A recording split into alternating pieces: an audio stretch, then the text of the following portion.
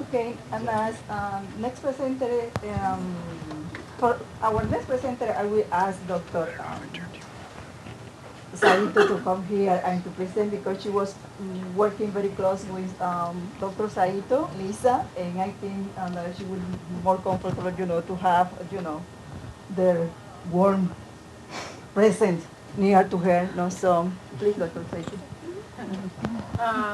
Lisa Thornsbury, she is a major concentration in Japanese, and she has been working in Japanese since when is that? For 4 years ago. Yeah. Right? And she has been really diligent to studying Japanese. And she chose a very interesting topic, which is what she's wearing now. And then you can see those wonderful the kimono. And you will learn why she chose that topic and why it was a very significant topic for her. And she has been working everything in Japanese, and I'm very proud of her. But today, most of you do not understand Japanese. She has prepared her presentation in English, but the slide is going to be in Japanese. So please enjoy. Good afternoon, everyone. My name is Lisa Thornsbury, and this is my presentation, Japanese Kimono History and Origin. When I was younger, my grandmother gave me a kimono. It's one of the two back there, actually, and my mother gave me the other one.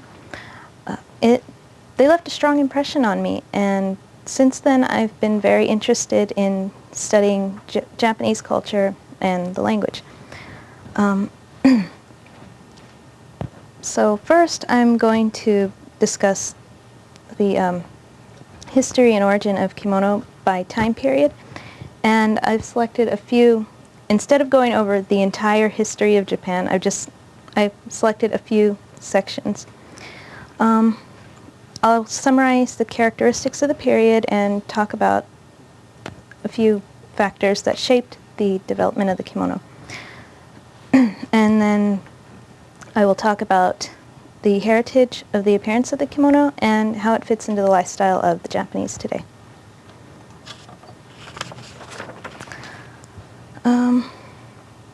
Oh, I'm sorry. I just read my notes for this slide. This map shows where Japan is in relation to China, up in the upper left corner. Korea is in the middle, and that's Japan. And influence from China came through Korea to the island of Kyushu, which is down at the bottom next to the box. And from there, it spread through Japan.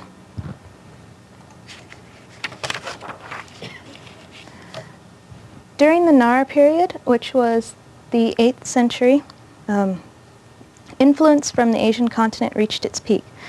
Clothing styles in Japan were very similar to those worn in China and Korea.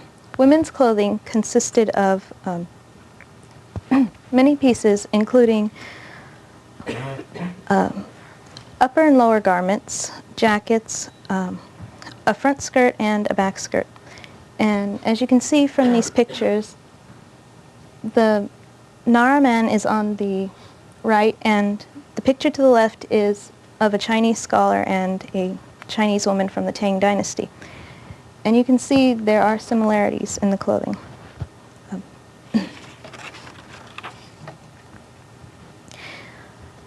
The picture to the left just shows what I just explained. The woman on the top is from the Tang Dynasty, and the woman on the bottom is from Nara period Japan.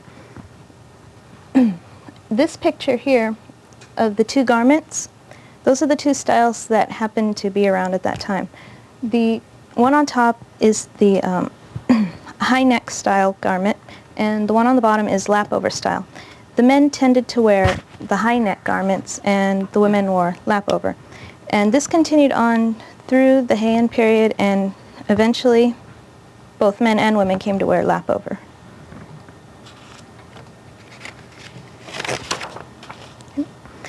During the Heian period, the capital was moved to Heian-kyo, and it's called Kyoto today.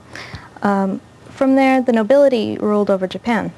Chinese influence began to wane, and a truly unique Japanese culture began to develop. The writing systems hiragana and katakana were developed, and there were great works of literature written by women. Even though the male clothing still resembled past Chinese models, women's clothing became much more elaborate and expressive, and you can see there's an obvious difference between Nara period and Heian period. And these are just some examples of the clothing that was worn. Upper left is the hunter's outfit.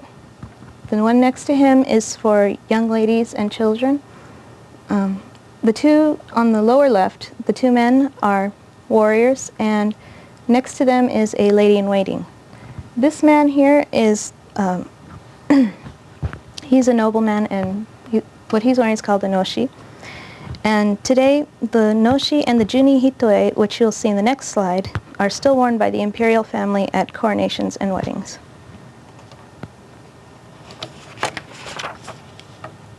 This is the most famous garment from the Heian period. It's known for its many layers of silk, and it's been immortalized in numerous paintings and books and poems. Even though the name literally means 12 layers, the number worn actually varied. Sometimes it was as few as 5, sometimes as many as 20, and the weight could be as much as 40 pounds. The colors and patterns used in the construction of the garment reflected themes in natures like flowers peeking through the snow. Though it was beautiful, it was hardly functional. Since the layers could weigh so much, the person who would wear the juni hitoe needed the assistance of 2 dressers to get dressed. The base of the outfit, as you can see in the first picture, is the red hakama and the white kosode, which means small sleeve. Next comes the hitoe, and then the next 3 pictures are the set of robes that that are arranged so that the patterns and colors reflect the season. And then comes the top robe. And as you can see in the pictures, each layer was held shut by 1 sash, and as another layer was added on, they would pull the sash out from under that top layer and then tie it shut. And as they added more layers, the sash kept working out. And eventually, they finally got to the mo, which is the skirt in the back. It's more like a reverse apron, and the ties of that held the entire creation shut.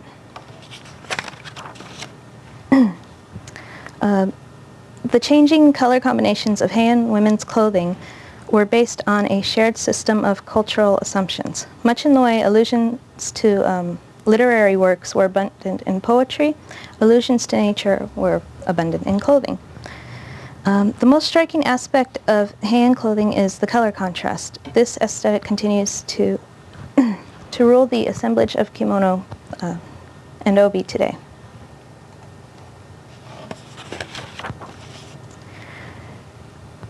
In the 17th century, the capital was moved to Edo, which is modern-day Tokyo, and the Tokugawa shogunate was in charge.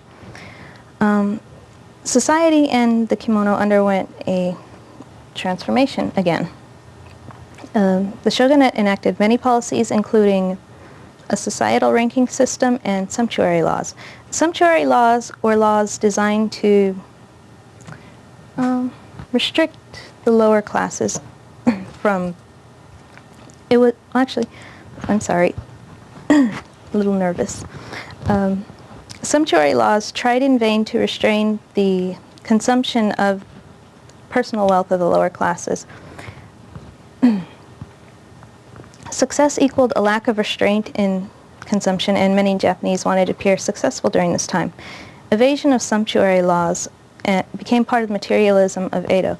And you can see examples of this in like men's haori from this period. On the outside, they just look plain and black, but when you open them up and turn them inside out, they have these beautiful linings with really detailed pictures. Unfortunately, I don't have a picture of that in here. Sorry. Now, the laws were pretty much useless because they were reissued so many times. It's during this period that modern-day kimono took its shape. Men wore hakama and kosore and kamishimo, which is the vest-like thing on. It trails down the back. Women wore ankle-length kosore and an uchikake. And an uchikake is kind of like a cloak that is worn over the kimono. And in the back, the red kimono is an iro uchikake, which is a wedding kimono. It's worn over the wedding kimono, sorry.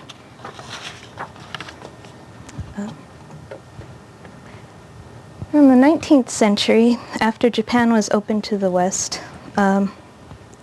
there was the Meiji Restoration, in which the Meiji Emperor returned, his imperial power was restored. Reform swept the country as Japan focused on becoming an equal with the Western powers. Japanese native clothing created its own ethnicity and a sense of being Japanese. It took most of the Meiji period for Japanese clothing to focus on the kimono and define itself. In spite of a millennium of intense dialogue in Japan about the most minute nuances of clothing, the Japanese were suddenly forced to identify what they wore in contrast to the dress of the Westerners. Never before had the Japanese needed to describe something so familiar to them. In need of articulation, the terms kimono, which means thing to wear, and wafuku, which means native Japanese clothing, those terms were born. Sorry. The kimono and yofuku, Western clothing, struggled to find their place in society alongside each other. Western clothing was adopted a piece at a time. During the Meiji period, you could walk down the street and see a man wearing shoes instead of geta with his kimono ensemble. And each sector of society had their own reasons for wearing Western clothing. For men, it was more functional and more civilized to them. And for women, it simply became fashion. As beautiful as the obi was at this time, it was more comfortable and more functional just to wear a bustle instead. Starting with the upper classes, men eventually made a more complete transition to yofuku than women did. Popular opinion in Japan, and this is present day, has risen in favor of Western clothing.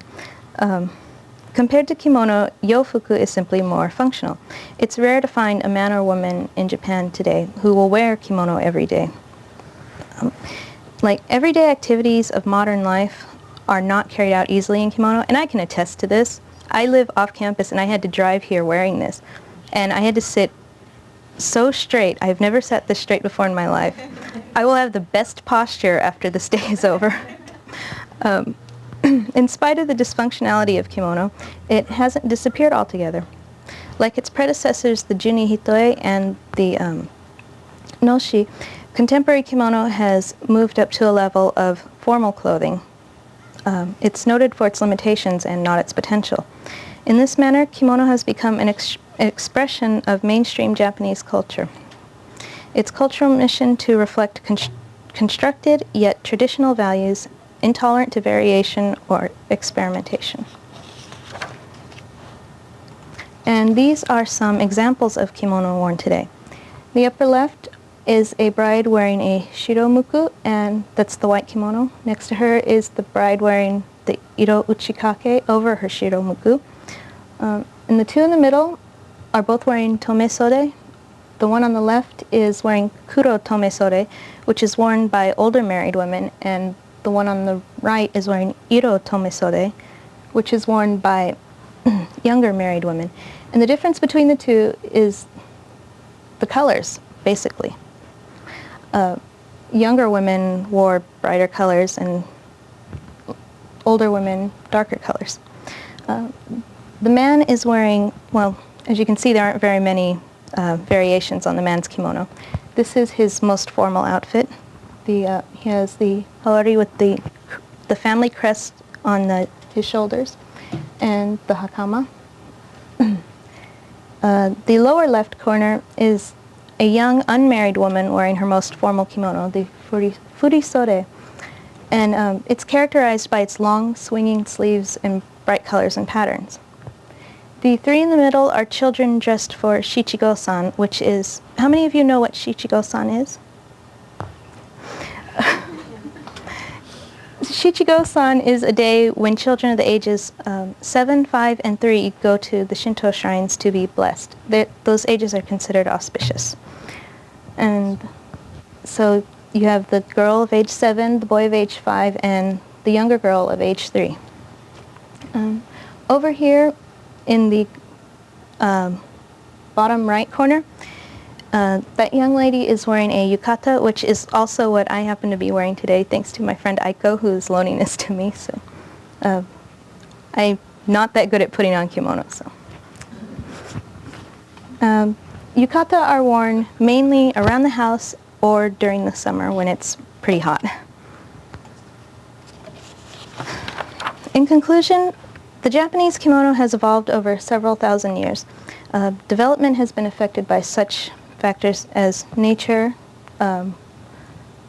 like the 4 seasons showing up in patterns and colors, technology, like when silk weaving came to Japan, society, economics, and politics.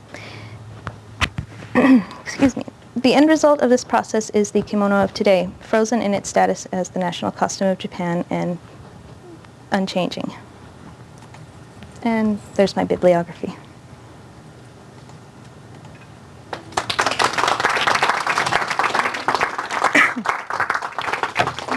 Lisa, do you have any question, please, address to Lisa or to Dr. Yoshiko, because I really cannot answer. Yes. Question: do you have these on display in your home? Is there a special place, or do you fold them up and keep I them usually stored keep them somewhere? stored in my house. And I'm in the middle of repainting my room still, and I just don't want to get paint all over them. Is there some kind of ritual for putting it away or taking it out? Not really, but there is a special way to fold kimono. Basically, when you fold it along the seams so that it doesn't wrinkle, and plus, when you fold it along the seams, the kimono itself, it presses itself, and you really don't need to iron it. Lisa, I have a question. Have you wear any of these? Have I worn them? Oh no, these are wedding kimono, and they're pretty old. I doubt I will be wearing wedding kimono at my wedding. Okay, then Can one assume that, maybe not here, but say in Japan, that every family will have kimonos in the household for maybe to wear for some type of formal function? Yeah, I believe so. Kimono is a very deeply embedded tradition in Japan, and the Japanese like their traditions. They like to hold on to it and practice, and so at weddings they'll wear these kimono in the back, and the mother of the bride will wear her kuro tomesode, the bride's sister will wear her furisode, and so on and so forth. Let's look at the business. They're pretty expensive. One of the things that always comes up in the culture classes, somebody asked, how much do those bathrobes cost? I had one student who elected to take a kimono as a graduation present instead of all expenses paid €50 for herself and her fiancé. So you can guess how much the kimono costs. Another comment just to Lisa. I've seen in the last 2 or 3 years some ladies' suits, not exactly business suits, but formal women's suits that were made from old kimonos, where they cut it up, made a jacket out of the top, and took the material to make a skirt. And I thought that was kind of interesting. Yeah. Could you talk a bit about the price range of kimonos in modern Japan? Brand new kimonos cost an arm and a leg. Usually in the range of anywhere from several hundred to several thousands of dollars. Wedding kimono, as you can see, they're embroidered. They're incredible detail and colors and dyeing, and those will obviously cost a whole lot more than a yukata, which is made out of cotton or silk, and they do get pretty expensive. Do I have a question? And this is for Yoshiko.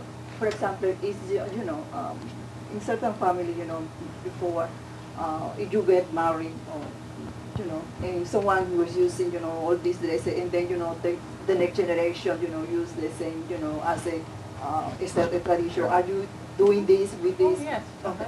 Because the kimono is so valuable that it's supposed to be inherited too. Yeah. So I have the kimono from my grandparents, and that's how she got the kimono from her grandparents, which really made a strong impression. And in fact, we were working on this display. What's the best way to display? And they were actually putting on the tables. And we were saying, well, maybe I have the longer the bar. And then they were trying to figure out where was the best place to display. They were working until 10 o'clock last night. So they really commend. And the kimono history is so enormous amount of history. And my task as an advisor was trying to limit, because she keeps bringing in pages of material. So my task was to try to ask her to reduce and focus on certain areas. But I think that was very interesting to learn. Actually, I learned a lot from her. The example I mentioned, the student who took the kimono cost $30,000. Yeah. Gandhi, you have a question because I saw your hands up. Oh yeah, actually, I'm aware that the kimono is made. The fabric of a kimono is about this wide, and so each piece goes kind of together. But I'm trying to remember how many yards. They use an entire bolt of cloth into. They just sew it all into one kimono. One bolt. Mm-hmm. So it's about, yeah.